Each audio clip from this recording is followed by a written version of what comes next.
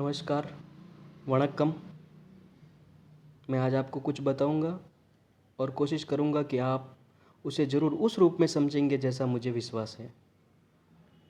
मैं जहां खड़ा हूं और जिसके बारे में आपको बताने जा रहा हूं, वो जगह कन्याकुमारी से लगभग 10 किलोमीटर दूर है और नागरकोइल शहर से 7-8 किलोमीटर दूर है। यहाँ पास में ही सुसिंद्रम नामक शहर है, जहाँ पे विश्व प्रसिद्ध शिव मंदिर आया हुआ है। ये एक गौशाला है। हालांकि अभी तक ये अपने प्राथमिक और शुरुआती दौर में है। गाय माता व बछड़ों की संख्या भी कम है और आधारभूत सुविधाएं भी न के बराबर है और नगण्य है। लेकिन मुझे विश्वास है जितना आज यहाँ है और जहाँ तक मैं भविष्य में देख पा रहा हूँ, उससे कई गुना कल यहाँ होगा। और एक बात और है, आनंद तब अधिक बढ़ जाता है जब हम उसकी सहायता करते हैं जब उसे जानने वाला कोई न हो। क्योंकि चकाचौंध में तो दान करने वाले हजारों मिल जाएंगे, पर जब वीराने में कोई दीप जला दे, ऐसे विरले, महान और मेरी नज़र में महापुरुष होते हैं। एक और जानकारी दूंगा आपको, और आपको आश्चर्य भी होगा कि इस गौशाला की शुरुआत मात्र 3 व्यक्तियों ने मिलकर की थी। और आप अगर ये सोचते हो कि 3 व्यक्ति कोई बिजनेस टाइकून या फाइनेंशियल बैकग्राउंड मजबूत वाले होंगे या मालदार पार्टी होंगे, तो ये आपका आकलन पूर्ण रूप से गलत है। ये तीनों व्यक्ति पैसों के पैमाने पे बहुत ही छोटे हैं, पर इनके इरादे पर्वत के समान अड़िग बड़े थे। कुछ करने का जज्बा था। परमार्थ और गौ माता की सेवार्थ का सपना देखा था इन्होंने, और अपने मजबूत इरादों की सहायता से इन्होंने इसे सपने को जमी पर उतारा।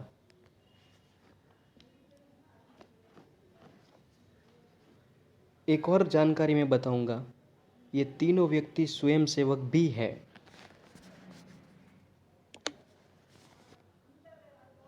और साहब, जब पैसों से हाथ खाली हो और सपने परमार्थ और जगत कल्याण के हो, तो ऐसे कारनामे संघ की पाठशाला से निकले प्रातः स्मरणीय पूजनीय स्वयं सेवक ही कर सकते हैं।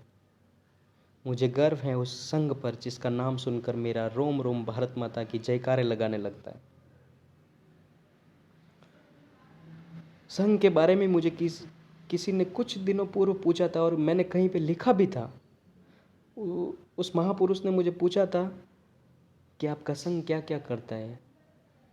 मैंने उनसे एक ही लाइन में कहा था कि साहब, संघ कुछ भी नहीं करता और स्वयं सेवक कुछ भी नहीं छोड़ता। और इस गौशाला और उन 3 व्यक्तियों के बारे में मैं नमन करता हूँ।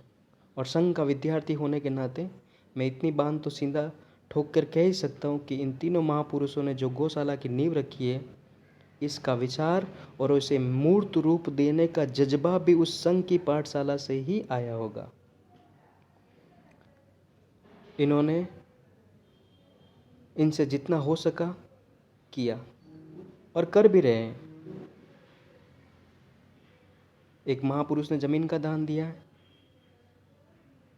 इन्होंने मिलकर यहाँ पे एक टीन का शेड भी बनाया है, ट्यूबवेल करवाया है,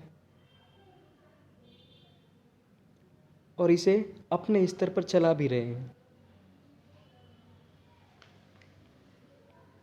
आप से भी विनती है, आप भी यहाँ आइए, गौ माता के दर्शन करिए।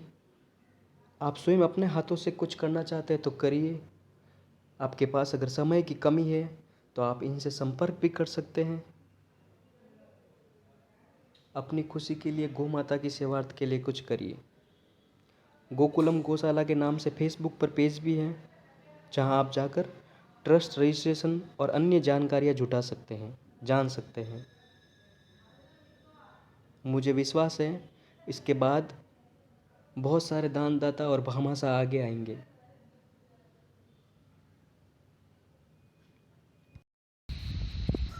मेरी आपसे विनती, प्रार्थना अथवा तो गुजारिश समझिए,